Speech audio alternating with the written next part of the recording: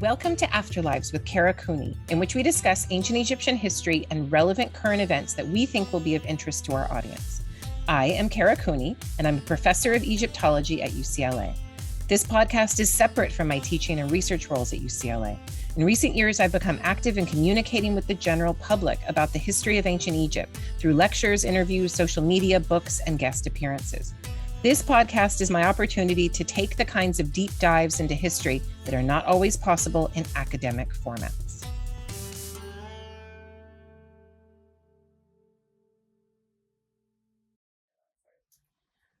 Hello. Hi. Welcome back. This is Afterlives with Kara Cooney. I always forget. I always leave it up to you. I know. Since you were Kara Cooney. It's my name.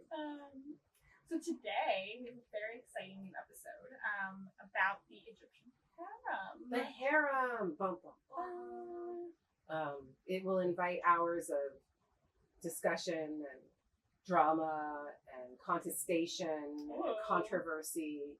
So it's a hot button topic. Yeah. But this episode was suggested by Angela _Rose _81 from one of our book winners. Yeah. So congrats and thank you for the suggestion. It's a good topic and good impetus to talk about it now.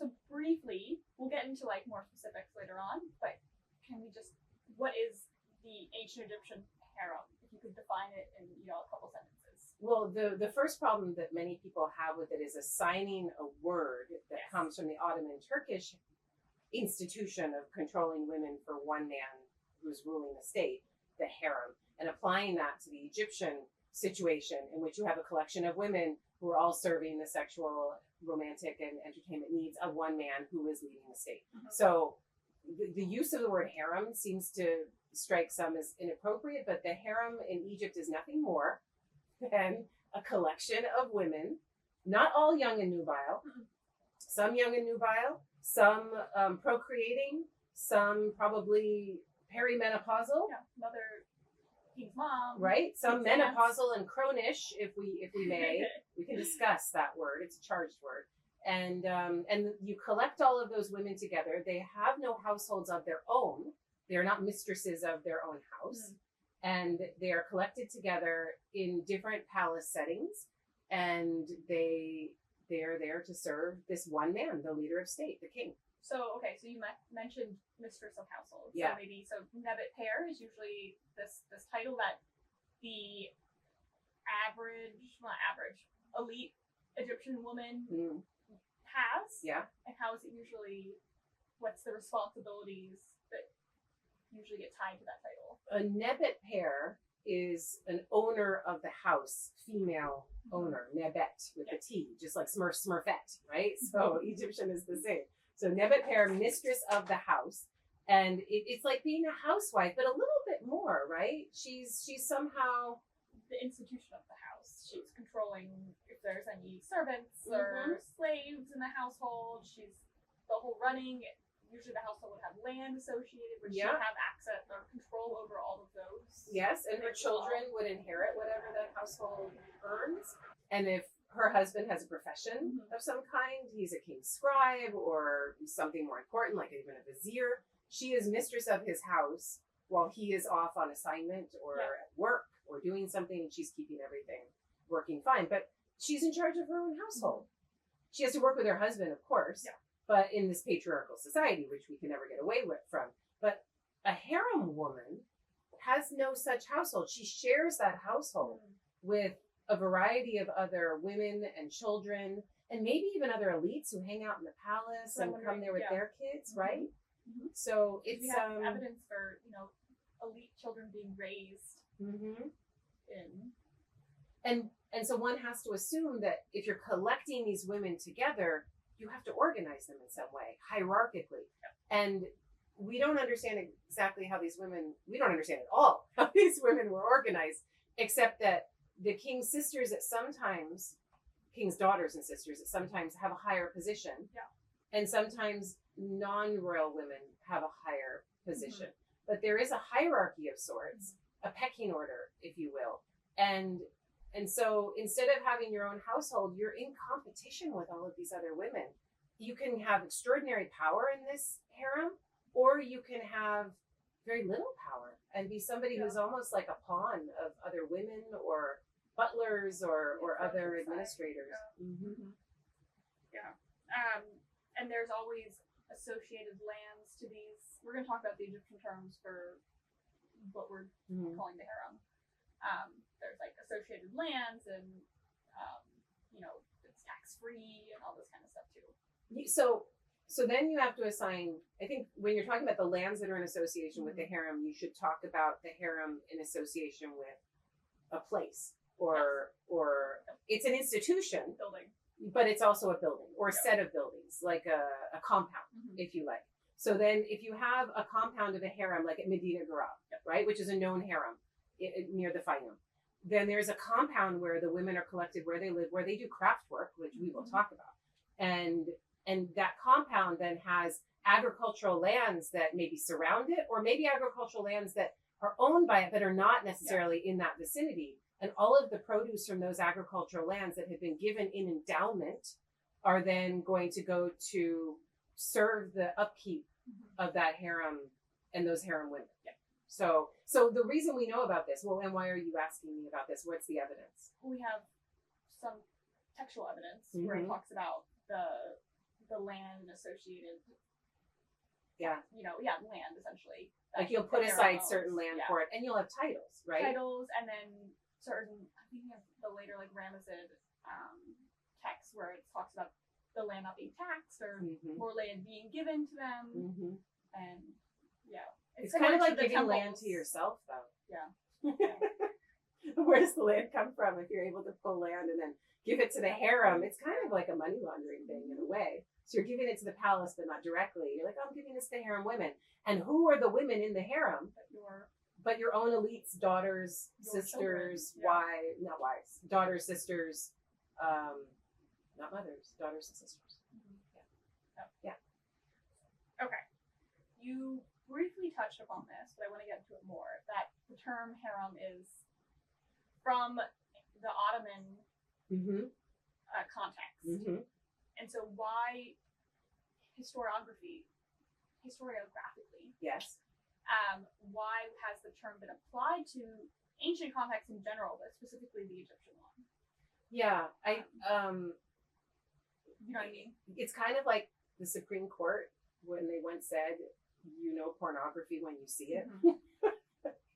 So I think this kind of fits, that you kind of know a harem when you see it, and you can discuss whether or not the term is appropriate since it's Ottoman Turkish, or you can take that term and say there are harems in Imperial China, there are harems in Persian imperial times as well, there are harems in ancient Egypt, there are harems in pre-colonial Africa, there are harems in the New World amongst the Inca and amongst the Native Americans of Cahokia, for instance. So in a way, in my opinion, a harem is nothing more than a collection of women for the leader of state so that he can have an intensified production sexually of offspring, so that he can have a more risk-averse means of passing his power to the next generation. And this is what we argue for in an article that I hope will come out soon. He's able to connect with his elites one step removed.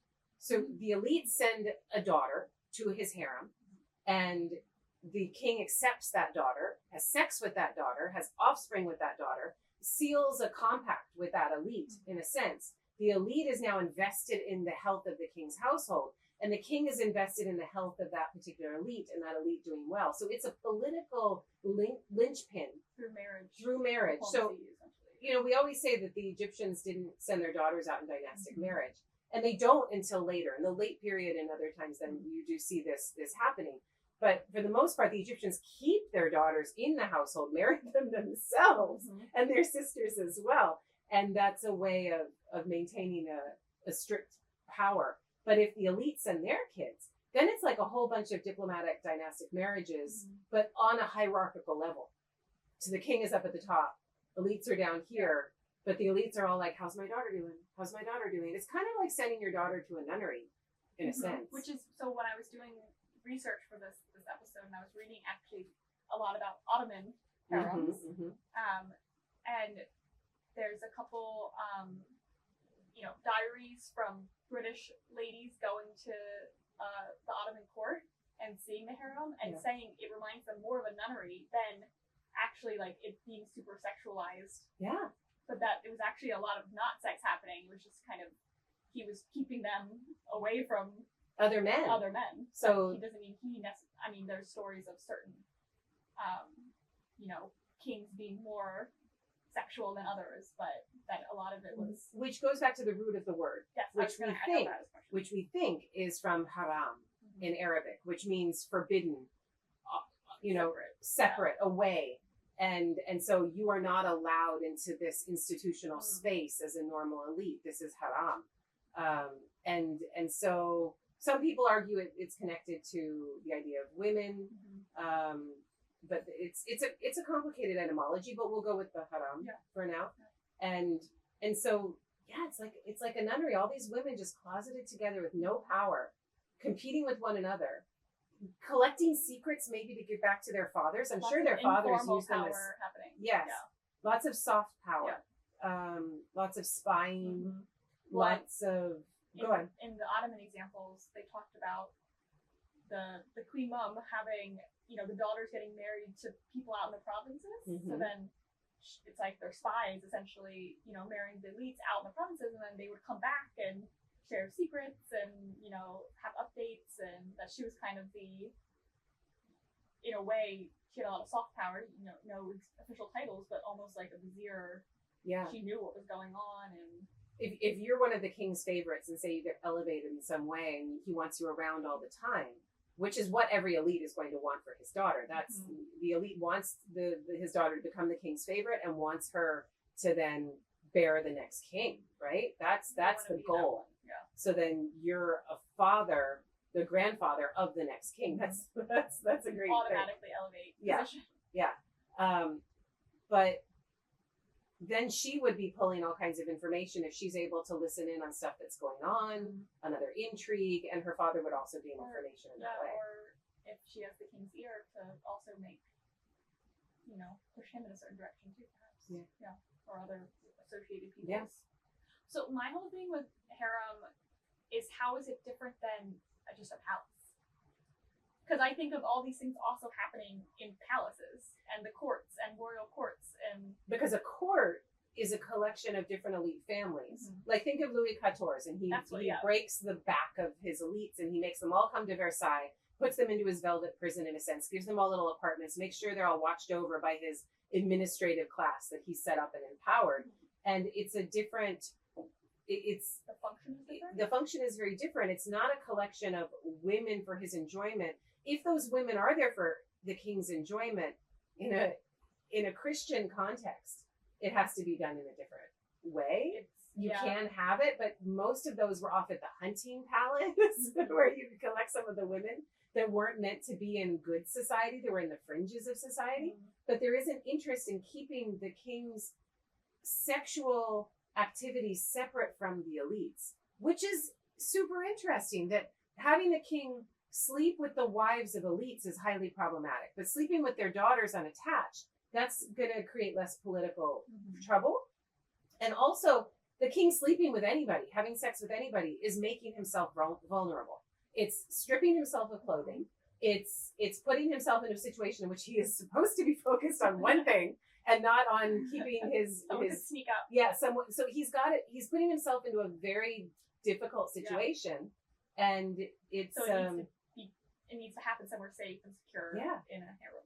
Yeah, and maybe it'll have guards on the outside or something like that. But it's no surprise that we have two instances, and you'll bring this up, I'm sure, and I'll wait for it. But there's two instances of harm coming to the king in the context of a harem, which would make sense because the king is most vulnerable in that context. Yeah. Okay, so we know the word harem is problematic within Egyptology, right?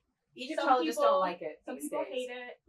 Some people. Why do you see them as hating the word harem? That was most cases, people, when I was looking through doing the research, that either they don't think the Ottoman harem applies to Egypt, they see it as too different, so you shouldn't use that word.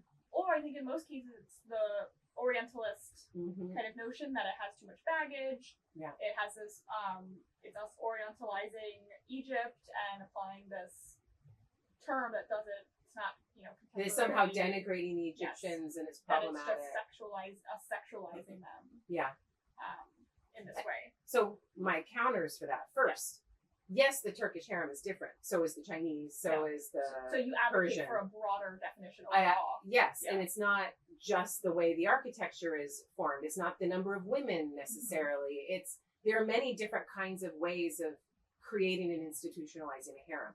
But when you collect a significant number of women for the intensification sexually of one leader of state, that's what I need. And second point, the Orientalizing aspect. I'm not going to say that that's not a thing. It absolutely is. And it attracted many Western men to Egypt who wanted to participate in these harem-like activities. Like the guy who wrote Madame Bovary, what's his name? Flaubert, who was actually pretty horrible. And you can Google that shit. So there is that aspect. However, from a feminist perspective, I would say that the women who are exploited and commodified in this harem deserve nothing less than a word that has an instant pejorative attached to it. I'm fine with that because this is a patriarchal par excellence institution. I'm not going to call it something that makes it sound like puppies and rainbows and like women had all of this power in this place. 1 or 2 or 3 women had a lot of power in this place. Yeah. That's great. That's fine. And that means women can wield power. But this was meant to funnel women as commodities into a space and an institution in which their bodies were used as means of connecting to other elites, means of connecting to the king, means of procreation, product, as a livestock. Yes. And so I have no problem with using the word harem in that way. And I think most people look at ancient Egypt who understand absolute power and the kingship that we're dealing with, understand that kind of kingship is going to depend upon a harem in that way. So bring it on. Yeah. And I think too, taking your broader definition, just I guess in general, when you're using terms, any term, you just always have to define it, how you're using it. Yeah. If you're purposely, you want that baggage because you like what it has attached to it, you like what it connotes and all this kind of stuff, then it's like you just have to be really upfront and, that's what you're going for. It's funny, it's similar. I was at a conference before COVID and we were discussing, it was third intermediate period into late period politics. And there was a discussion of how much mercenaries were involved in things. And this one professor said, not mercenaries. It's not mercenaries. They're just soldiers and it's connections. And why is everything mercenaries? And there was this pushback against this oversimplification of the use of the institution of what a mercenary is, a paid soldier, right? A soldier that's often from a different place and a different cultural background, who's going into a different place and selling his skills in warfare.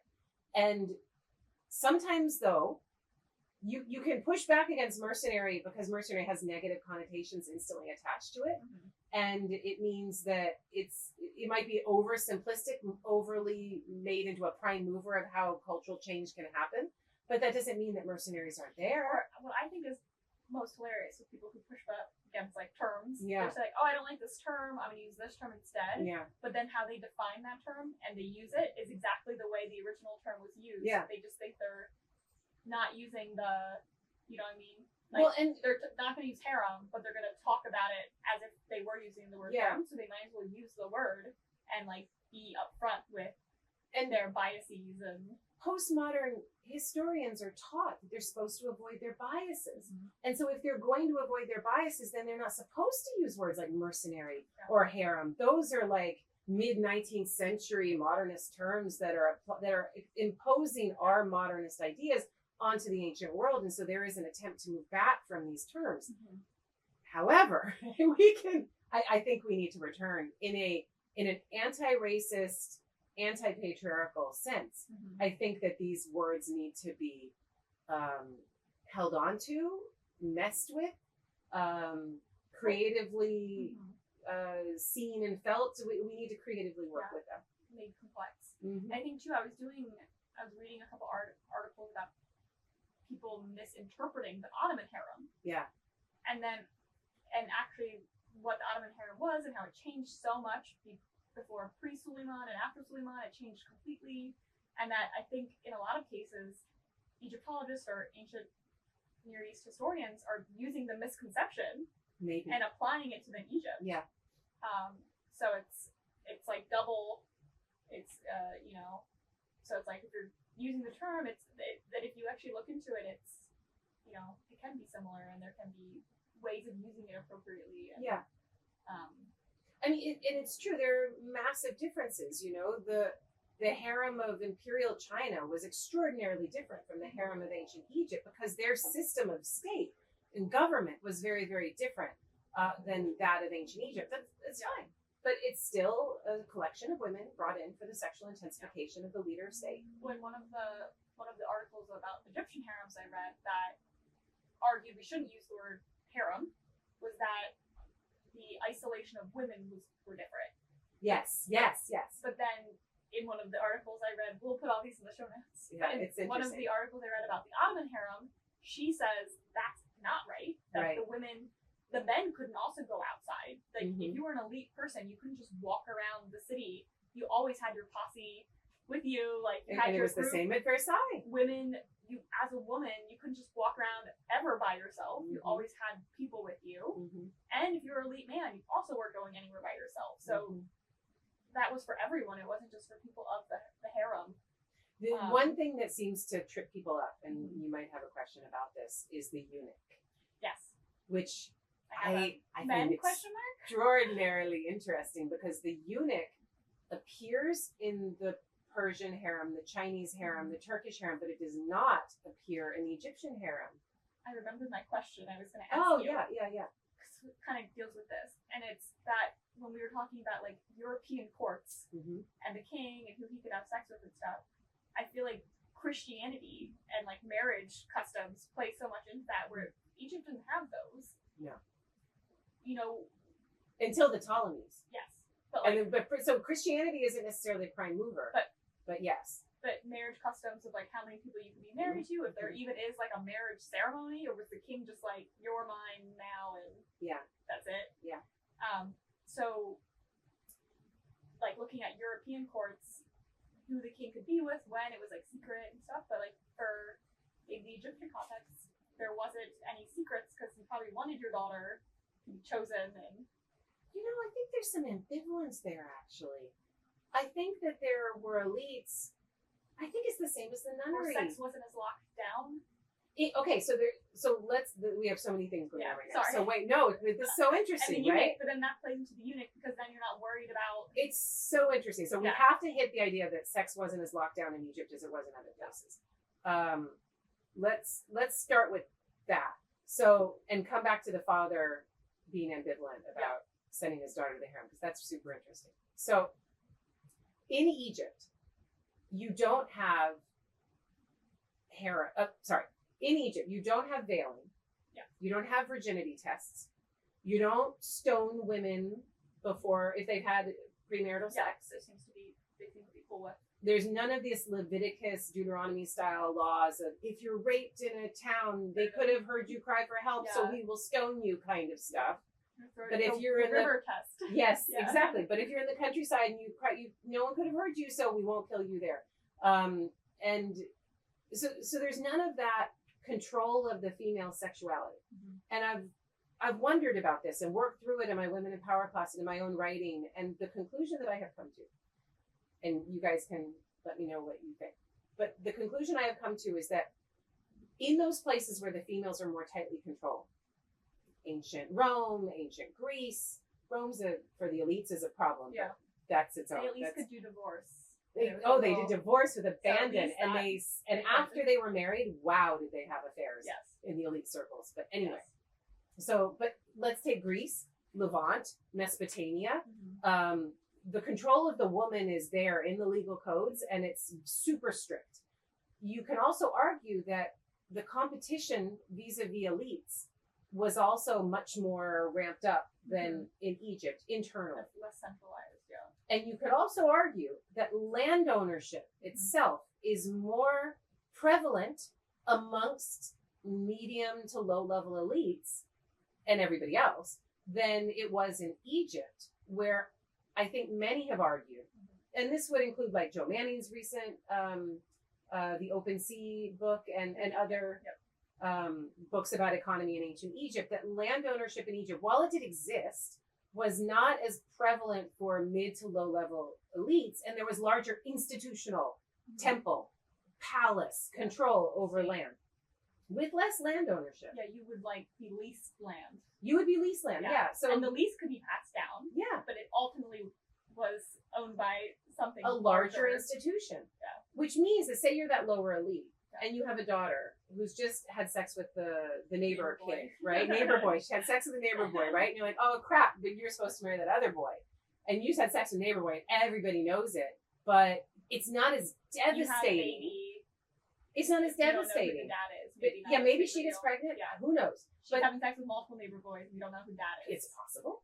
Or maybe she gets raped. Let's not make it all like about her free will. And maybe she gets pregnant. But it's not as devastating in ancient Egypt because the land, passing down the land is not as much of a thing compared to Mesopotamia, Syria, Levant, all these other places. And from wills we have what we term them as wills, but they're like little documents, immediate pairs. Yeah.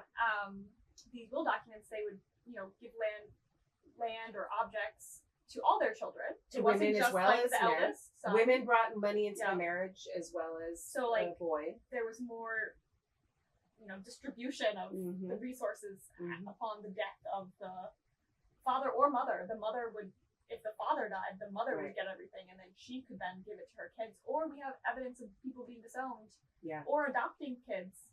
Yeah.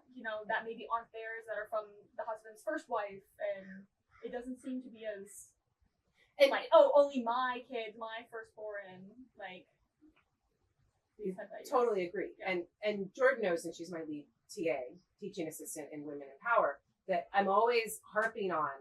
We think of morality as being formed by religion, formed by religious ideas, and it is not. Morality is generally formed by economies, money, goods, who gets the scarce resources, how it's controlled. And the more competition one has over resources and over land and passing things down through the generations, and the more you might tribally fight with other families and these are my things and those are your things, the more you're going to control your women like livestock, and you're going to control their sexuality, who they sleep with and who they don't. I wonder too, if bringing it back to things we always talk about, but geography, Egypt having the land of plenty. Well, this is the article I'm doing. You haven't seen my final version of it. I've read parts. You read the earliest. Yes. Oh my God, that article went through at least 20 different iterations. I swear to God. Right, Amber? It went through so many different versions. But your whole point about Egypt, land and geography and the Nile and all this really impacts. Yeah, the Nile, the culture the way the agricultural land is parceled out, the way it's erased every year and then reformed every year, it works better for those in power, for the institutions to draw the lines as they will and as they choose to do. So it favors a much more over the top social inequality than some other places where they can draw it on the land, wait for the rain to fall. This is not the situation. Or it's you're more pasture. You're I need land for my sheep, goat, and you're based off rain-fed agriculture. It's a lot riskier. Rain-fed agriculture and herding control women much more. Yeah. Those economies control women much more. It's scarier. Yeah. So you need to be more. Yeah. The possibility of something going wrong and famine and all this stuff is more likely than in Egypt, where even if the Nile does bad, you're probably still getting. You're going to get something. Yeah. Yeah. And you have resource backup. Yeah. Anyway, we could talk about this one for forever. So, but what that means is that if there's less, so then we go back to the harem and why there's no eunuchs, right? Yeah. And so we could make the argument circumstantially that if women don't have the stoning and the virginity tests and all of this morality imposed on their sexuality, and they're not commodified in as commodified. If commodification of a woman is a gradient, and I think it is, they're always commodified in the patriarchy. Always, always, always. But how commodified are they? How strictly controlled is that commodity? So if that's the case, then when you take that collection of women and you put them into your harem in Egypt, then it may be less devastating if one of those women is seen by a man or has sex with a guard or something happens. Well, and there's probably other social constraints. Like an elite woman probably doesn't want to have sex with a guard unless they have some love affair or something. But she's going to maybe think of him as her lower. Yeah. And it's not going to serve her. It's Yeah, not going to serve her family. And so maybe she will avoid that kind of thing. It will just be a self-selection. Because what would probably happen is, oh, you had sex with a guard. Okay, you have to leave the harem now. Okay, bye. Thanks so much, bye. And then it's devastating in that way. So because of your family. Yeah. Screw that opportunity. So you don't need that kind of control. You could also argue that in the harem, the elites working vis-a-vis one another aren't as competitive in Egypt versus other places. And so you don't need as much protection of the women internally because you don't have as much people from the outside maybe trying to do them harm, trying to make their daughter win. I'm not saying there's no competition within the Egyptian harem. We actually have almost no evidence of it, though. Yeah. Do we? No. Again, women against woman against woman, right? Just the couple conspiracies that we'll talk about later. But those seem to be, one is it doesn't even mention what the hell it's about. The other one is against the king. Yeah.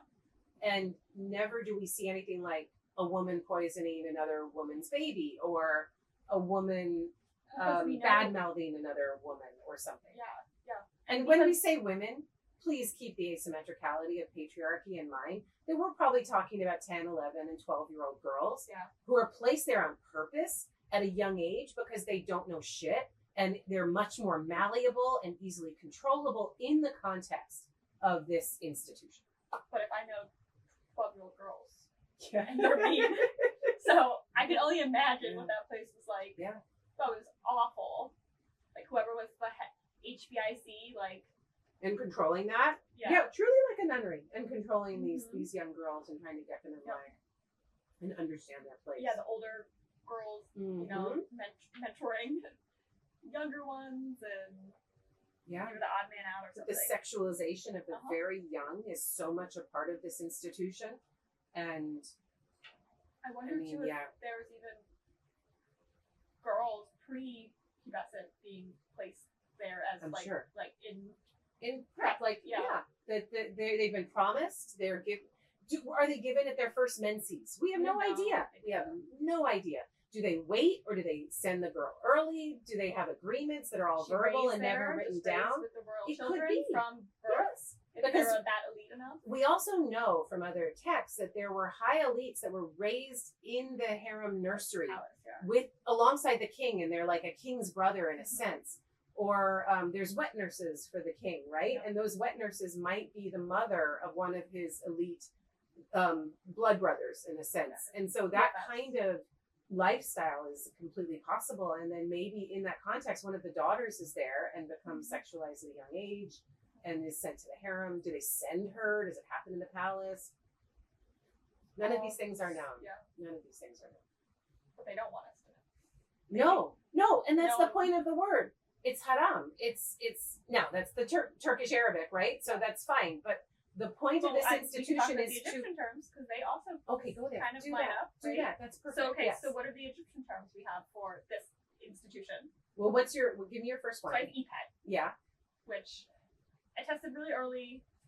It's sometimes used, but it's also sometimes EPET, OPET you might see as well. There's a goddess named Opet who's a pregnant hippo goddess. You have the EPET Nisut. Yeah, but you also have EPETs of temples. And it's kind of a shielded place. It's in the back of a temple. The Ipet Luxor temple, for example, is in the back, and it has 8-column rooms and halls and. So it seems to be some type associated either palace or temple. But associated with the king's sexuality, the king associated with a procreative god of some kind, like Amenem Ipet, the form of Amen who was in his harem, so he's like a bull ready to go, or Atumre, who is also sexually charged. So all about the king being super sexually able. strong. There's a really wonderful term. It's kind of disturbing. Deep breath. The term is called Almond kamuta. So it's a form of Almond who is bull of his mother. Ka, with the bull after it, mut, mother, F, his, kamuta. And that means that he is engendering his own future self with his own mother. Rather Oedipal, but it's the cycle of recreation. And the Egyptians put their kingship within that same cycle. Sun rises and sets, the dynasty it ends and begins simultaneously. All of these things must be This gets into too, like if the royal ka, if it's something that's passed down between. That's for Jonathan. That is for Jonathan. We will have Jonathan to do a podcast. But the other term that's more, I think, similar to harem is heneret. Yeah. Which can be translated like a contained place. Enclosure. Separated. And even the determinative is like a little walled enclosure wall. Yeah. And it's perfect for the place that is haram, that is blocked off, that is not meant to be seen. So we should never be surprised that we can't talk openly about what happened in this harem space. We can't talk openly about the women who served there. We don't have any harem roll call. These are the women in the harem. You just get little bits of information here and there from a palace that may be a harem, from a collection of women at Medina al-Gharab that may be a harem, texts that talk about things that might have happened in a harem, that kind of thing. One thing I did come across that I was interested in, that there's like Amenhotep III's wife, she has a epet. Of her own. At Malkata. Yes. Which is interesting. Well, Malkata is possibly a harem space. And if he had a palace there, then in association with that palace was a collection of young women for his enjoyment. And would Tia have been the kind of harem leader? Yeah. I mean, Tia is the great royal wife, and then there comes a point when she's the woman in charge of all of this activity. And maybe, I mean, this also, the harem in and of itself, this is a cruel situation. And as a 49-year-old woman, I think we're cruel to women. And human beings are one of the only mammals that remove the female from sexual productivity at a certain point within her lifetime. It's human beings and whales. Whales go through menopause as well. And so animals that have a long upbringing for their young, like whales and humans, seem to go through this menopause so that older women can be there as extra caretakers for those children. This is the grandmother hypothesis of why women go through menopause. Yeah, because it's a weird thing for mammals to do. Mammals are sexually productive and then until they die. And that's just the way it is, right? And it is that way for the male of the human species, but not for the female. And so menopause, or just the lack of being able to reproduce as quickly when you're, 30 in the ancient world. I have a friend who, I think she's 35. Yeah. She was considered a elderly I know, I had Julian at 38. I was certainly had to go through all this extra. They call it a geriatric. Yes. And I was just like, what? That's disgusting. Yeah, it's awful. It's an awful term. It's awful. Like, who made that up? But the women that go into the harem, they go in super young. They're sexually commodified super early. How many children, and this is if they don't die in childbirth, but how many children do they have? So I went down this rabbit hole with Jeff, with being like, how many kids, like if Ramses had 100 kids. Yeah, which he says, but he must have had more. But so either he's maybe exaggerating a little bit, but let's just say, or more, and just say let's go with 100. And I did the numbers, and I was like, that's interesting. And I was like, so if, say a woman has 7 to 10 kids, right? He, like, every 2 years, but they have wet nurses, so they could be having babies every year because they're not nursing. Yeah. But that's, some would nurse probably. I think some would nurse, but just like, but most if we would, say between 1 to 2 years between. Yeah, but the most important ones would. Yeah. That's like 15 to 20 ladies. That's it. That's it. If they And have he must 7 have to 10 had more kids than each, 15 to 20. and kids But- died, babies died often.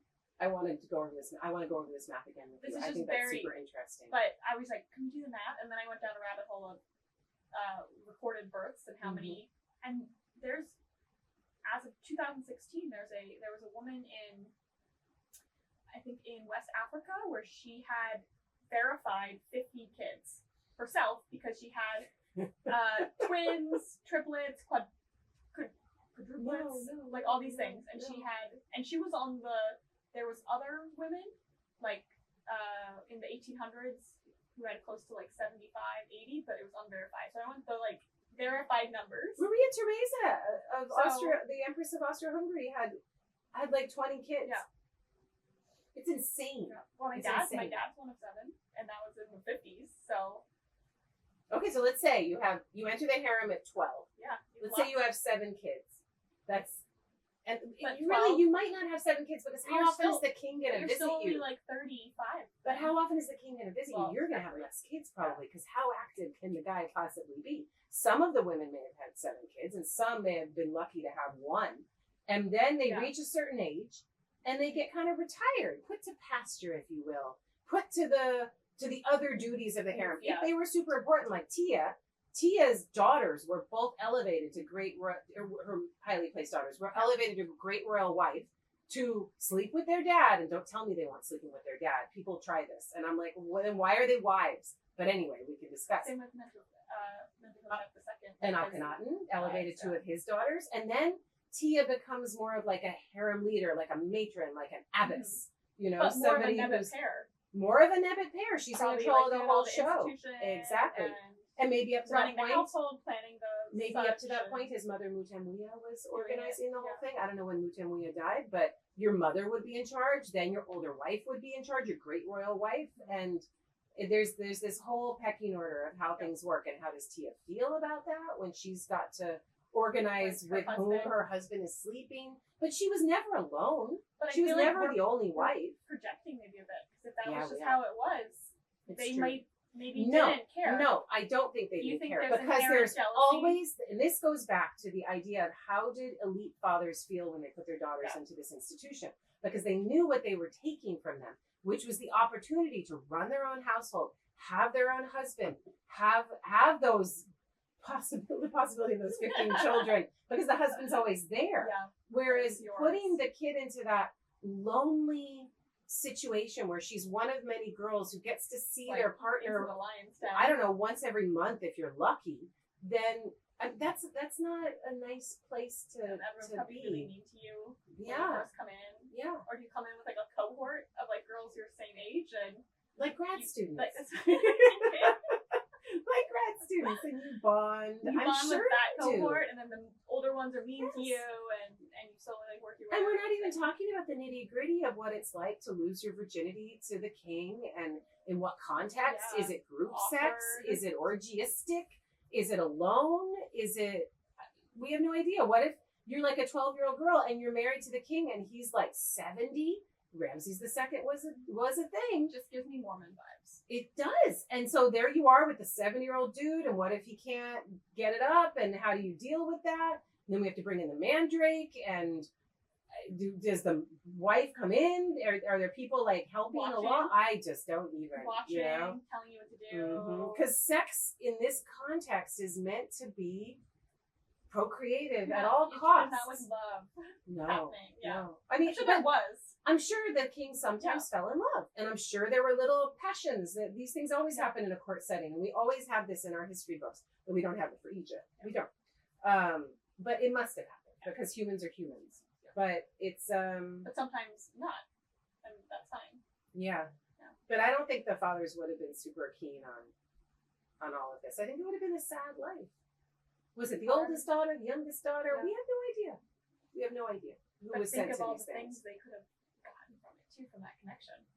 If If you are she lucky, got if you Thank have the right kid, if that kid is healthy, if the kid is well placed, if it's the right elite family that's not going to make trouble, everything has to go right. Because more often than not, and you know this, is it's an interesting thing that the harem also promotes the power of the king's sisters and promotes the power of incest. I have asked questions. Wait, do you have go? I said, can we talk about polygamy and incest? Yes, we can. Well, what are your thoughts about the whole incest thing? Well, I feel like we can't think about it how we think about it because that's, I mean, you go 100 years ago, we were all marrying our cousins. Yeah. So you look at who was fighting the World War I. They were all cousins. It's all cousins. It's really not that. They're all inbred. Hemophilia came about for a reason. So I think it's just our holdup. And no, it's not. Well, genetically, genetically, and there's a taboo against these things for a reason. Yeah. But when power and economy makes morality, right? So when economies get involved, you're trying to hold on to all your stuff, and you don't want to bring in some in-laws. They're going to try to take your shit. The best thing to do is to marry your sister or your daughter and make sure that you keep the money in the family, because otherwise, you have a child with some hot young thing from Middle Egypt, and her dad, when the kid is grown and you've marked him as crown prince, and her dad comes in and is like, I want to be vizier, and I want this standing army, and I want all of this stuff. You're going to have to give it to that guy because he's there with a great deal of power vis-a-vis his grandson over you. Like the DuPonts. What? How so? Okay, so this might be a local northeastern thing, but DuPonts, they were a very wealthy family in like Delaware, southeastern Pennsylvania, and they practiced incest because they wanted to keep the money in the family. Cousin incest. Yes, cousin incest, but first cousin incest. And then certain genetic disorders started getting, there was lots of and this is even before the chemicals started to mess with them. Yeah, Down syndrome and stuff. Really cases of Down syndrome, and just because of, they were all marrying each other to keep the money, localized. And I don't want to be misunderstood. Incest and, polygamy is a constant. That's a constant, right? Polygamy, that's just the way it should be for the king. For the king or for everyone? No, for the king only as far as we know. I am sure that other important elites had other wives, but they don't talk about it very openly. It might be sequential, or they had them at the same time, but they don't talk about it as openly because only the king is supposed to have that. So you don't want to compete with the king. But if they did, maybe 1 or 2, maybe 3, but nothing like crazy, not like the king. And then, so that's a constant. But what is not necessarily a constant is the sisters having power and the incestuous product of king-sister sex being the next king. That's not a constant.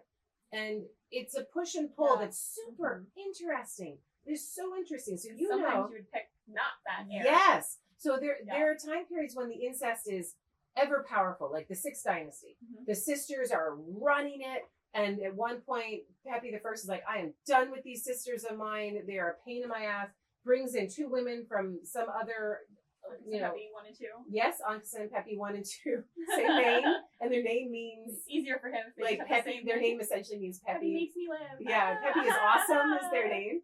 And it's kind of creepy. And they come in and he's like... It's really like living for Pepi. Yes. She lives for Pepi. It's like such fangirl. It's awful. And so he brings those 2 chicks in, and they end up getting all of the power, and then the incest immediately starts up again. So the system is set and primed to keep the in-laws out of any sort of competition. And the elites, it's I would say the reasoning that sometimes incest is so powerful is that the court administrators who have more of a decision over who's going to be the next king than not are in favor of choosing an incestuous product because they get to keep their jobs. They can control. This also brings up how the next king is chosen, and we got no clue. Well, because sometimes it's the heir or the child of the chief royal wife and the king. Yes. And sometimes we randomly have a random son chosen. A younger son from some other chick. We always are like, why'd he get picked? And sometimes they say it's the eldest son. But sometimes they don't. Yeah, from early 18th dynasty. Primogeniture is not necessarily a thing. Exactly. It seems the king could skip over some of his elder sons in favor of a younger son who's more malleable. Or one shows better promise and is more, strong. And if you're having a bunch of incest, presumably your kids eventually are going to be kind of. Can you imagine this game? Can you imagine this game? where you're having incest with your sisters, you're having sex with all these other females, Your cousins. and then the babies are born. You're like, yay, babies, and you watch them grow up, and you monitor their progress, and you probably have administrators of the harem who are in charge of telling you, how is this child doing? No, this child is, and they probably have a word for, like, Down syndrome child, no, or child with some other cerebral palsy or something. That's not as much of a problem, but like genetic disorder, cystic fibrosis or something. I'm trying to think of congenital issues, and then they might be okay. Well, you wouldn't survive cystic fibrosis very long in the ancient world, would you? I actually just listened to a podcast episode about this. It's awful. And no. Well, it's like the Habsburgs. Like eventually, you get to the point where they're infertile and have weird chins. But there's a discussion, I'm sure, amongst the administrators who are like, "What's too much? Yeah. What can we deal with? How much is too much for us to select that kid as the heir so that we can keep our jobs?" And the comparison that I make, and it's a weird comparison, but I feel that it works, is long-term thinking versus short-term thinking. And how today we find ourselves in a world that is addicted to petrochemicals because of the economic roots that it has into every system of our lives. To keep going this way. It's not just easy to keep going. Like for the rich to keep their power, they need it to keep going this way. And so no one is willing to change. You keep kicking the can down the road, even though it's making our entire ecosystem sick. Kind of like an incestuous product of it's not good in the long brother-sister marriage, if you like. It is not good in the long run. But people choose it again and again because it keeps the short-term perks coming in. And people are like, yeah, this is what I want. And they keep going in this and direction. if you're, say, if the kid, the heir apparent, is having easily manipulated by the vizier or like a region that can stand in his place. Maybe he's kind of dim. Maybe you want the kind of not super strong, like good leader kid. Yeah. You maybe want the incestuous kid. And we talk about kingship all the time, like whether it's a king that's been so overly divinized that sacralized, and I forget the differences in the which is the one without power that's just the kind of figurehead, sacralized. Yes, where he can't even touch the ground, so he can't even move, and he's so many burdens. So he has no political power. He's just full of crowns and staves and just has to sit there. You don't need a clever person to just do all the stuff and to run with the ducks and run with the oars and do all the weird rituals. You don't. He just needs to do what he needs to do and be there when he needs to be there and be seen. And everyone else can make the big decisions. Exactly. So or the mom, because the regency is a thing as well, which brings up the female power in the harem. But I'll let you get to your. Well, so my next question, I think we talked a lot about this, but like who composed the harem? So obviously we talked about women of varying or girls. Really, we should use the word girls. Girls, mostly girls, and then older women once they because they don't get to leave as far as we can see. Yeah. They don't go back. Maybe they do when they get older. Go back to their father's household. But once you join the nunnery, you stay in the nunnery. It seems. Well, it's not like you could leave and like go marry someone else. You know? No, because once you got old enough, you were past your prime. You were done. That's all you knew. So why would you leave? And then you didn't want to be an economic burden to your family. So, and we know that the women in the harem produced economic goods. There was weaving that happened in the harem, other craft production. So there was a way to keep them busy to make it not a waste of bodies. That's okay. So turning back to the males question. So we don't have evidence for eunuchs like in other harem type institutions and other cultures. Do we have evidence for men? Yes. Being in the harem? Yes. Being associated with the varying and they seem to be married to people, right? They just have titles like he's like the I don't know, chancellor of the they have things like a treasurer kind overseer of like the king's wardrobe and stuff too, like these where they would have close intimate access to the king's body. And there's no evidence that they were eunuchs. Everything that gets translated as like royal butler. Right, the uba. Yeah. What's a butler and how does that work? Yeah. If they were eunuchs, there's no evidence of it. They kept it super quiet. I'm not going to say that's impossible. Anything's possible, but there's no evidence whatsoever. It's not something. But their there's cause too much. And there's all kinds of tales of cutting off penises, but not too many of cutting off testicles. Well, and like Osiris gets his penis cut off, and I feel like by then making someone into an Osiris, it's to like recreate. I don't know. But cutting a penis off is very different from cutting testicles off. True. Cutting a penis off is very like problematic. Or like something you do to a captive or something you're trying to punish someone. And after they're dead. Yeah. Not after like they're dead. As making but we don't have any evidence for it. No. So but men who were married, we have evidence for men who were married, men who have children, being integrated into this institution and system. So as we were talking about before, it wasn't as locked down as the Almond harem, perhaps. The other thing to keep in mind is that, like any other kingship or imperial system, like in China, there were multiple locations for these women. So you could be in a harem, and we hardly know where these different harem locations were. Was there a harem location in the south at Aswan, Elephantine? Presumably at Heliopolis and Memphis and Thebes. What about Delta? Why stick them away at the Fayum? Did they stick the younger ones away at the Fayum or the older ones at the Fayum? Because there's burials at the Fayum, right? So maybe they stuck the old ones there. We have no idea. But if you're looking at the economic aspect of the institution itself, the Fayum may be a good place to grow. They're doing a lot of textiles at Garab. So maybe flax is being grown nearby. Yeah, like maybe. This is its main flax holding is in the Fayum area. Yeah. And you put it nearby. And we don't know when these women were dying, what age they were. I haven't seen any age of death discussions of those burials. But the court was a moving thing. Yeah. It was always on the move, and the king would spend time here and then there. And the Nile makes that super easy to do. But he wouldn't bring everyone with him everywhere. No, he would bring his great royal wives. Like his great royal wife, there's usually only one, but not always. And then he would bring like some other wives, right?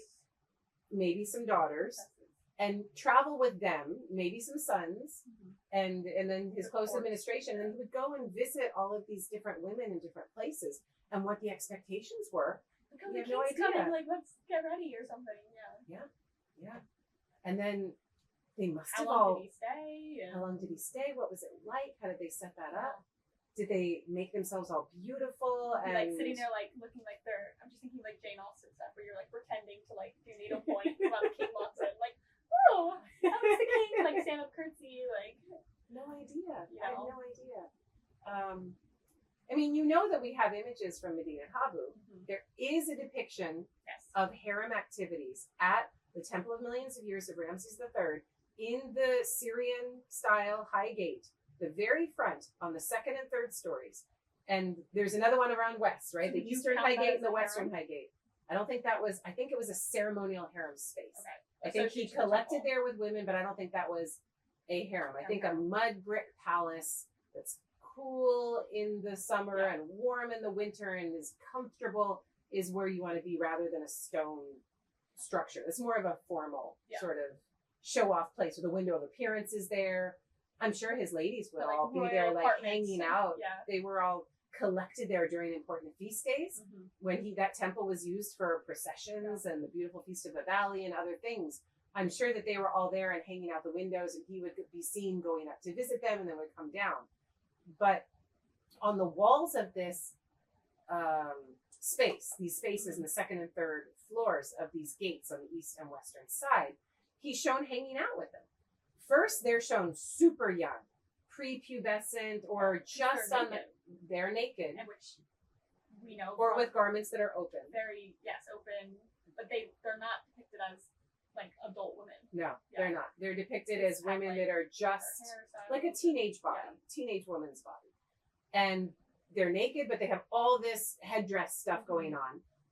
Head cloths and fancy modius crowns filled with mandrake fruits and other flowers. And the mandrake is known to be an aphrodisiac. Yeah. And Ramses is hanging out with his women, always seated on his throne. He may be naked. It's a discussion and I have an article coming out about this with Chloe Landis. I hope we're working on it now. She's a former undergraduate student, really, really good scholar.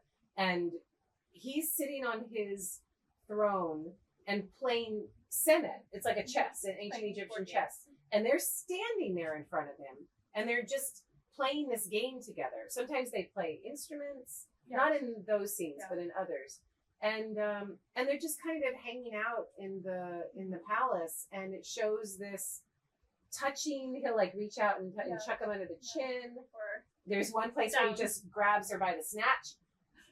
Or like Trump would say, he grabbed her by the pussy. Yeah. And like literally, that's what it is. And it's been chiseled out by probably Christians when they use the space. Who are like, no, we cannot see this. But so they've always been grabbing him by the pussy. And the other really important, which makes sense for June too, because the Egyptians are not going to show sexuality except encoded, and except the sexuality of the creation of the world. The god reaching out to masturbate with his phallus is shown all the time, without squeamishness, but sexual activity between the king and his women is shown in a coded way. As he's grabbing her, she's touching him, her arm is around him, she's offering him a lotus flower, necklace. Right? Yeah. Offering the menot, it's like offering the vagina in a sense, of course. So it's all coded. And these touches are all meant to evoke a sexual understanding. Or holding of the fruit. Yeah. To your mouth. Well, in the mandrake. So this is something that Chloe and I discovered as we were looking through the Medina Kabu high gate reliefs, is that he's holding a mandrake. It's cut in half. And you can see that it's a mandrake because the seeds, it looks like a tomato, kind of. It's not a pomegranate. It looks, I'll show you. We can put it in the show notes what it looks like. But when you cut it in half, it has kind of a seed pattern like a tomato. Does it look like a But vagina? he's sitting, no. Okay. So he's sitting and he's holding it like in his hand like this on his lap. And it's his erection. I'm sure of it. Like fruit. I'm sure of it. He is showing, because touching the mandrake to a man's penis is supposed to be able to be the aphrodisiac that creates the erection. This does work. The root is like too powerful and can put you to sleep, but the fruit apparently can do this. And so he's holding it.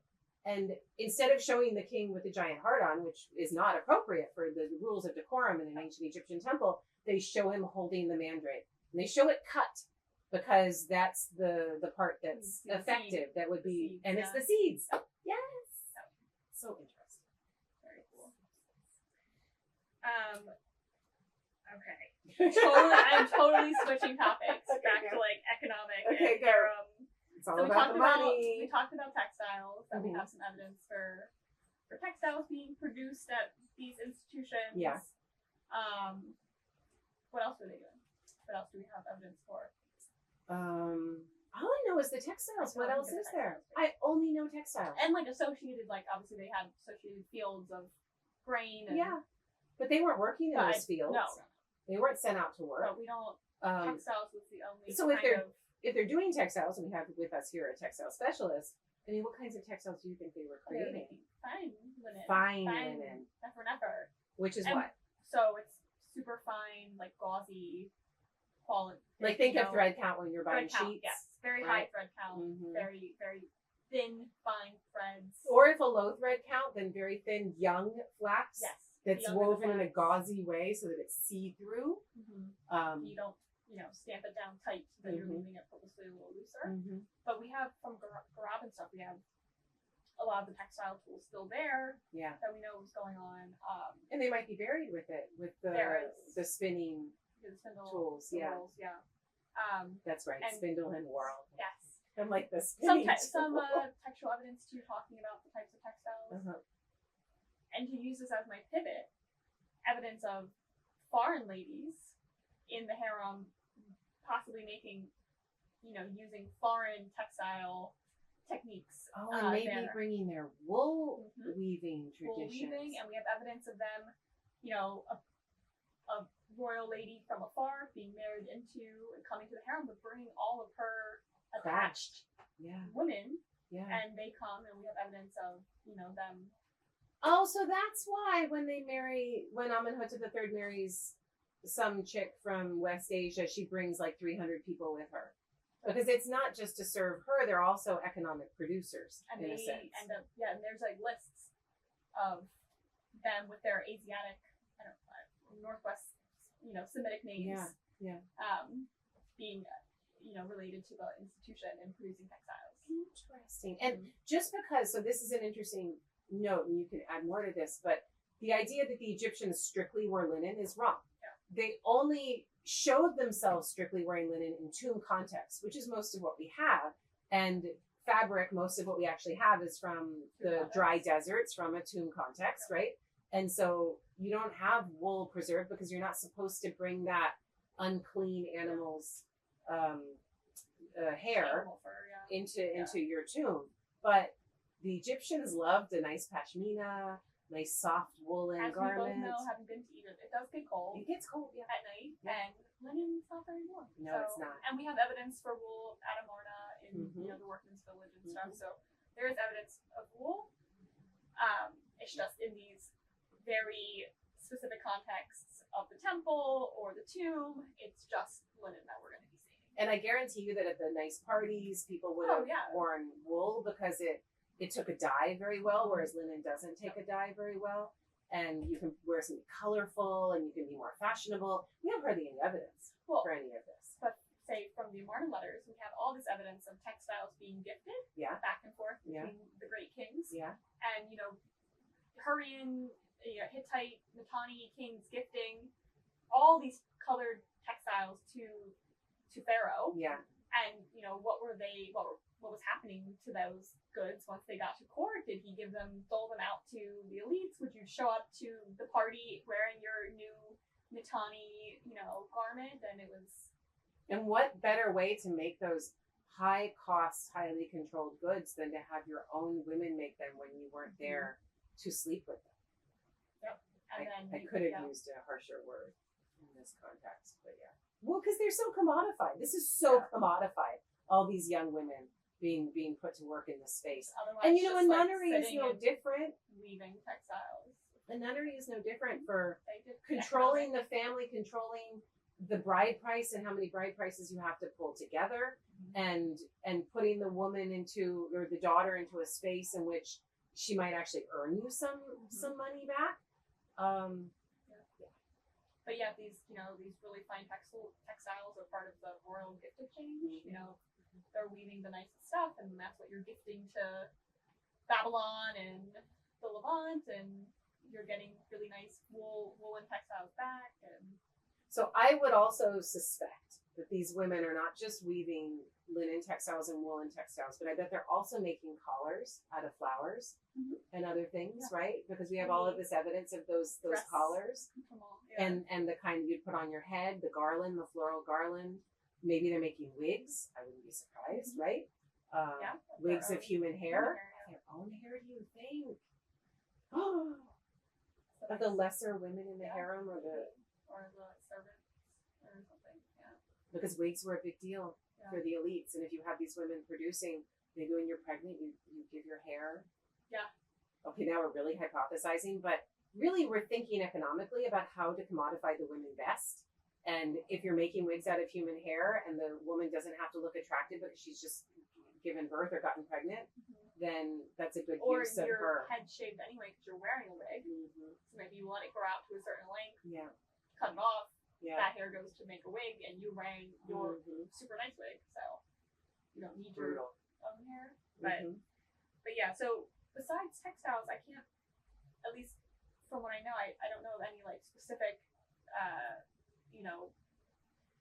I don't think they would have been making jewelry or anything. I don't think so. Yeah. Textiles, I feel like always, regardless of the culture, is something it's a good patriarchal woman's job. Yeah, that embroidery, that kind something of work. Like fine textile, I agree. But since we touched upon it, what are harems? I also feel like are good areas for foreign interaction. Yes. Right? So diplomatic marriages happen. So you could have a foreign king send his daughter to be married to Pharaoh, and she gets then embedded becomes the harem. And it's good for that foreign king to send the daughter because he might get some letters back, he might get some information. And in the Amarna letters, we even have a complaint that my daughter has been with you for some time and she hasn't written back, haven't heard from her, what the hell is going on. but that means he expects to get some sort of intel from his daughter. And it's possible that those daughters could potentially be the mother of a king or like crown prince, or at least somebody really important. Thomas III's foreign wives, the Mhm. tombs we have, you know, very lavishly. They have a lot of really nice stuff in the tombs, But still and buried separately. out in the wadis. Yeah. I mean, the out in the wadis I'm okay with, because so many of the Like 18th that's dynasty earlier females stuff, were. sure. Exactly. Yeah. She's out in the Wadi al So it's Sikat, over right? there. Yeah. The farm. So that's okay. That's true. But the fact that they're buried and Also, they're buried they as just one get one. threesome. I wonder if they're sisters or something. Maybe. And you send all three of them there for their Or, burial but and death. my question more is, did they all die at the same time? Is that how they all were interred, or with separate interments? Yeah. You can open and close those spaces, True. I think. Yeah. And they're pretty secret, and as we said, out there further west. It's not easy to get into those wadis. It's not easy. Yeah. But so we have another, that's probably the main foreign interplay is, and as you stated earlier, the Egyptian king during pharaonic history, for the most part, never sent his daughters out. That we No. have good evidence, that we have recorded, No. And if and we he have did, complaints about it, yes. about not, the princesses not being sent out Yeah. to be married. Yeah. And I'm trying to think in the late period, and this is beyond my ken of the harem, or the king's daughter. Sorry, I think there might be some evidence for it after the Bronze Age collapse, Yeah, but I feel like it's such a different. but third intermediate period you see it. So third intermediate period, it's quite possible that the daughter of Ramses the 11th is Nojmet, who is married to Herihor, who becomes the high priest of Amun and the general. So when the intermediate periods settle in, it's quite possible that kingship, as it's been demoted in a sense, then you have more interplay between the kings and the elites. You do see it then. So you don't think earlier than third intermediate period that the king's daughters were marrying The Ramesses elites. period, you see the king's daughters marrying elites too. You do. But it's But all Egyptians. They're not They don't foreigners say, not that we know. that we know of. Yeah. Not that we Unless know. they were But if foreigners they're- that were integrated within Egyptian society. Yeah. But they weren't sending their daughters out to like marry the king of Babylon or No. something like this. No. Or Hittites, And specifically not, which is really interesting. which makes that one letter. Okay, so tell us about the letter. And this is the letter of, what is it? Dahomsa is the way that the name is in Akkadian. Yeah. So the Egyptian queen sends a letter that's written in, To the Hittite. right? And we have it in the Hittite only. From the Hittite archives, asking for a husband to be sent to her, and he will become king of Egypt. And please, my husband just died, and can Which you send kind me of one? messes with the whole thing that we just said. And this could be, it could very easily be an Egyptological preference that the Egyptians were so special that they didn't send their daughters out to other kings. I mean, they might have, but they But this might is not always have. interpreted as like, oh, there's chaos at court. It's post Akhenaten, and Tut died, and she needs Tut or Akhenaten died, and Nefertiti, and or Why would she write the letter asking for the Hittite know. king to send his son if there wasn't some sort of mechanism for him to become king through her? Yeah. So which is what she says, he will become king of Egypt. So this kind of thing must have been happening more than we think or than we know, but there's it's really tamped down in terms of the information that's come out. Interesting letter. Yeah, it is. But there's lots of interpretations. Yeah. And I talk about that letter in my book, When Women Ruled the World, in the chapter on Nefertiti. So you can check that out. It's super complicated. Who was writing that letter, which woman, and which their names are represented, and Egyptologists all have their own candidate of who it was.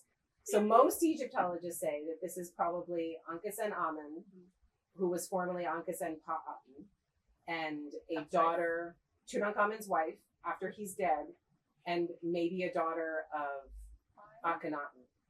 Oh yeah. Akhenaten himself. Yes. But she ends up possibly marrying Ai. Yes, then she marries Ai. And then Ai is king for a little bit. Yes. And people always say, like, oh, she's trying to escape Ai's clutches, so she sends a letter to the Hittites to say, send me a son, and she's scrambling for. But if you look into French Egyptology, they have very different ideas about who that woman is. Lots of disagreement. So yeah. And it's not marked in the Egyptians. And the Egyptians don't talk about this stuff. The Egyptians like to present the pure, perfected story, and they don't talk about the actual real political action. So we've been talking about harems, and I just wanted to briefly talk about, do we have any actual examples of these places? Yes, we do. So where are they located? One is located at Medina El Gharab, which is near or in the Fayum, and who's the English are working there, right? Mm-hmm. English mission, and the way that you know it's a harem is that many females' burials have been uncovered, and names and titles are in association with a harem. And I think is it an epet or is it a henret? I think it's a henret there, but we can check. Yeah. And then there's another harem physically located, we think at Malkata, right? Yes. Which would be the pleasure lake that Amenhotep III had dug for his great royal wife Tia, and a mud brick palace in association with that. That palace is still semi there, and there are excavations being done at that place as well. And from my brief research, the harems tend to be very rectilinear. They have a kind of similar architecture, at least with Gharab and Malkata tend to look very similar. So maybe there's a kind of set. I mean, you're saying that there are people that are doing architectural studies of places that would be ideally organized to have a collection of women without larger households in one place. Yeah. And that's really interesting. You can actually see similar architecture in one place or another. Of what a harem looks like. So then you could then maybe apply that to other places where maybe you don't have the textual evidence saying this is a harem, but it's a similar architectural. Yeah. Do you have any on Amarna? The North Palace, I think, is often said to be the harem at Amarna. It's hard. Amarna's hard. You know, he shows himself with his ladies all the time. Nefertiti, obviously, his great royal wife, and then his many daughters, who seem to be haremified, if you like. And he does elevate two of them to great royal wife eventually. And it is quite possible that he has offspring with those daughters. And it is quite possible that Tutankhamun, in my opinion, and I suggest this in my book, When Women Ruled the World, that Tutankhamun is the offspring of one of those father-daughter Do you think it's sexual procreative events. I don't think I try. No, I don't think it's Tia. I don't. Well, and this is based on a number of pieces of evidence, right? So you have the evidence from Tutankhamun's own mummy that shows that he's the product of incest. DNA. But you don't have evidence that Nefertiti or Kia that either of them is the sister of the king, which is a title they would have. And since you don't have any of that, and he's the product of incest, then who else is it going to be? And you know that he had children with his daughters, or at least that seems to be the supposition that most Egyptologists would agree on. I think it makes sense that Nefertiti was the grandmother of Tutankhamun. Tutankhaten as was. Yeah. Because she was not his sister. I think most people agree that I was probably her dad. Which gives you an idea of how the harem creates a power interest for highly placed females to circle the wagon, so to speak, nice American expression, to protect the dynastic family at all costs and to fight like Sekhmet when anything comes in their way. So they're there to protect the king if he's a product of incest and has congenital birth defects. They're there to protect the king if he can't think straight, or they're there to protect the king if he's too young and they act as a regent. And Nefertiti, in many ways, it could be argued, is there trying to protect the king in his absence after his death, maybe as a sole ruler. Before that, she was a co-ruler alongside Akhenaten. But there's always these women that are very highly placed, that are popping up to try to make sure that dynastic lineage is supported, because they find their power through that lineage continuing. They will lose everything if that lineage stops. Someone else comes in and takes ours, they're out. They're done. Well, look at what happened to Uncas and Almond, right? Mm-hmm. She gets passed from man to man in a sense. And then just kind of disappears. The weirdest thing about Uncas and Almond, Uncas and Pa'atan is that she doesn't get to be king. Because at the end of a dynasty, when there's no male left to rule and there's only the female physical power in the body of a female, the Egyptians would let a female rule. We saw that with Nefer Sobek at the end of Dynasty 12. And there are stories about a Nitocris at the end of Dynasty 6, though there's no evidence of that from that time. But she doesn't get to rule, Uncas and Almond. And the military comes in, and that's arguably Akhenaten's fault already. It's a genie that he's let out of the bottle. He's empowered the military so much that all of these men, and then Horemheb, are going to take over power and succession, and the royal women are swept aside or used as pawns, used as mere wives to connect the power from one dynasty to another. So the harem can give women exceptional power, and even in some cases, power as leader of state. And if it weren't for the harem, women would never reach those positions. Mm-hmm. So it's a weird thing that it's the very social inequality, the very authoritarianism, the very commodification of the women that allows some women, a few women, to step up and take ultimate power as nothing less than king. So it's kind of crazy. What a mechanism. It is. And that's why we're so ambivalent towards it. We don't know exactly how to work with it. It can be used for both achieving power, but also keeping people squashed. Yeah. So it's a very, well, I mean, I think they kind of related the various harem conspiracies. Oh, we have to. This is my last topic. Okay. Okay. And we talked a little about the harem conspiracies in our true crime episode. Yeah. But I think good to just reiterate what's going on in these and why the harem allows for maybe, because we don't see in Egypt, we don't have a lot of any evidence for, assassination attempts against the king, except when in relation to the harem, it seems. So, yeah. I mean, the cool thing about these harem conspiracies is I would argue that we only get good evidence of harems when something goes wrong. Yeah.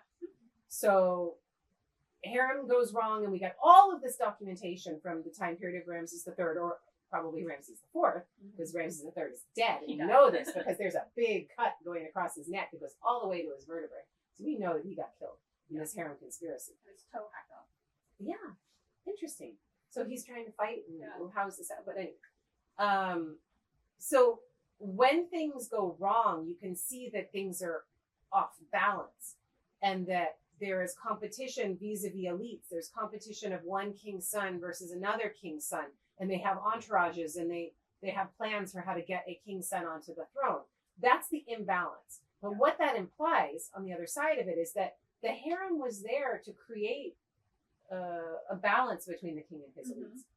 And when things were working properly, and the elites were sending their daughters to the harem and getting something back for it, political influence, maybe the chance to be the next father-in-law of the king. All of these things, or grandfather of the king, sorry. All of these things were allowing the king to bring his elites into the fold via the bodies of their daughters, and make them feel like it wasn't just the king's family. The elites were included as well. It's so patriarchal. We're all one big family. Whenever people at work say, "Oh, we're all one big happy family," I'm like, that's just patriarchal speak for how am I going to abuse and exploit you and make it about love. But that's essentially it's King Pharaoh is we're all together. Yeah, we're all a big happy family, and everyone is related by blood. Yeah. Everyone is connected, and so you have so many intertwining loyalties that cannot be extricated from one another. That's power. Sex is power. Yeah. Beauty can be power. Youth can be power. But all of these things are meant to work in balance to keep, and that's why we entitled the article "The Body Politic." Yeah. To keep the body politic connected and intact. And so when it's not working, it means that balance of power between the elites and the king, or between the king's sons and each other, is very much out of whack. Yeah. And they use the place where the king is the most vulnerable to exercise their resistance. Yeah. So in the case of the murder of Ramses III, it's that one of the women of the harem, is attempting to. It's not just her, but her son. Her son, and all of these king's butlers and other guards and other people. And I feel like, so I think. But they love to blame just her. Exactly. So yes, I was just the Egyptologists love to blame just her. And so they usually say, oh, it's her. She's trying to like place her son in a better position on the throne. But it's like, why would she murder the king? She should be murdering the oldest heir or another woman. And then the fact that she's in cahoots with a bunch of other members of the harem in the court to kill the king, it's something else is up. And we know from other evidence that things were not good at this point in time. And people don't go to such lengths and foment a coup unless they think I feel like they have a chance of getting their guy on the throne. It was a coup. Yeah. And the coups are of two kinds in ancient Egypt. Maybe there's more, but let's say number one, they're military. Yeah. And that would be Ai and Horemheb, and we just discussed that kind of a military coup. You could suggest that the shift from Ai to Horemheb was a military coup, but Horemheb just took it. Or Tawasret to Setna, 19 to 20, military coup. Yeah. But then the harem conspiracy coup is a way of going into the family and using all of the politics in kind of a Saudi interrelated family kind of way. You're promising people things after. Where you a son that would never have had the chance to be king is right, being, or skipping a generation, or. You know, we have no idea how, for instance, Thutmose III chose his younger son, Amenhotep II, to be king and skipped over his older sons, and what that was all about. Was there competition within the harem about that? He was forced to make that decision? Maybe, or what? Like maybe. Everyone else was like, this is who we want. Not forced, but politically persuaded in a way. The harem is meant to create a soft power for elites to push back against the king. It's a check. Yes, it is absolutely a check against the king's inbred political sister, brother, whatever family power. And as a check, it seems to have worked in the time period of Thutmose III, because that 18th dynasty started out with full brother sister incest twice. So much so that Amenhotep I was like, I can't have kids, and they're like, pass this to a non-royal husband. Yeah. Exactly. So. Yeah, and Thutmose I comes in at that point. But so the harem is it is a check for the elites to bring the elites in. It is a check against the elites to make sure that they're doing what they're supposed to, and having their daughters as hostages, if you like, to make sure that they're not acting up, and their grandsons, right, granddaughters. They're going to have all kinds of children that are growing up inside of the palace. It's an extraordinary way of commodifying a whole bunch of people. It really is. I wish we really more is. evidence. I know we need our time machine. We need our time machine.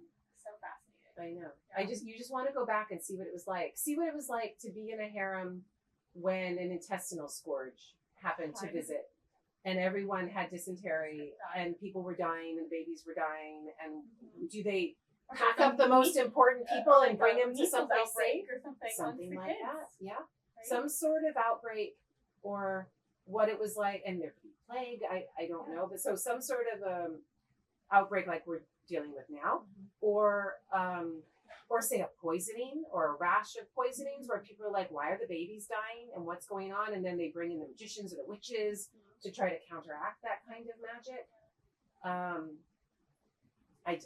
We can only imagine. And what was it like when the sisters had control over the whole thing, and their kids were like, you're like, really, that's our next king? And they're like, yes.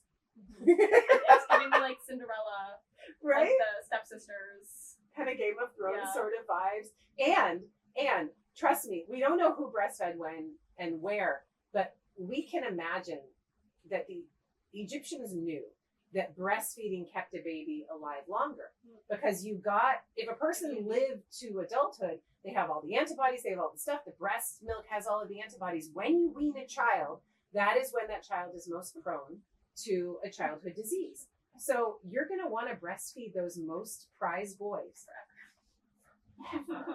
And it's really Game of Thrones, but you're going to have like these 6-7-year-old boys who I'm sure were being breastfed to get that immune.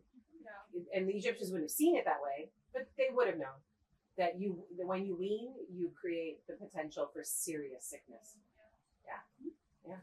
And you see the king, and then you think of Hathoric stuff, and you see the images of the king drinking from the udders of the cow, and you wonder if that's where that comes from, that this most prized crown prince was breastfed longer than any of the others, and it was talked about, it was seen, or something was shown. Like Hathor. The mother being like Hathor. And then they continue that in rituals that show the king suckling from the udders of his mother, even as an adult. And milk always being offered too. And milk always being offered. That was health. That was health. It was a way of avoiding sickness.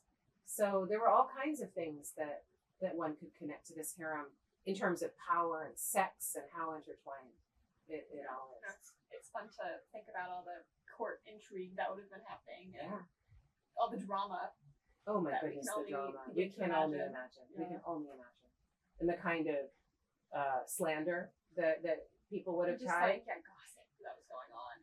This is an important point for me. So when people say, "Oh, women, they always they lie, they rule with subterfuge," I think there's a reason, whatever your politics are, for Hillary Clinton's supposed lies being so much more powerful than Donald Trump's obvious and blatant lies. Because we have these stereotypes in our culture of women who try to rule through another man. They rule with subterfuge and with magic or with some sort of manipulation. The only reason that's the stereotype for female rule is because patriarchies have set up. Only option. It's the only thing they've got. It's only all they've got. Power, informal power. That's it. So it has to be gossip and slander, ruling behind the throne, whispering, "I want this or that," poison, something like that. Sex. Using your sexual abilities, absolutely. Yeah. So all of those stereotypes of the most deceitful and wicked parts of female power will find their place in the harem, because that's if you don't like those, it's because of the patriarchy. Yes. So let women have actual and real positions of power, and then they won't have to rule in this way. Exactly. Lesson of the day. Anti-patriarchal lesson of the day. I like that. Yeah. We should always have an anti-patriarchal lesson. That's good. How to dismantle it. Yeah. How to smash it. Any final thoughts of the harem? Oh, there's so much more one could say. I'm tempted to make it my next book. I think you should. You think I should? Yes. It's a lot. It's a lot of work, because there's so much we don't know that the comparisons are going to be that much more important than. Well, like China would be great comparison. Yeah. And we have close Persian-Egyptian connections at UCLA, so I can include. Maybe an edited volume. Maybe. See, that's what I'm thinking. Like maybe an edited volume might be better. Exactly. And then you can have yes, we can talk, but that'd be fun. Fun. So we'll see. You can write textile production in there. Exactly. You could. Good. So we're signing off. Thanks for watching. With a new idea. Yeah, we are signing off with a new idea. So thank you. We'll see you next week. Take care. This is. Oh, sorry. I always forget. This is Afterlives with Kara Cooney.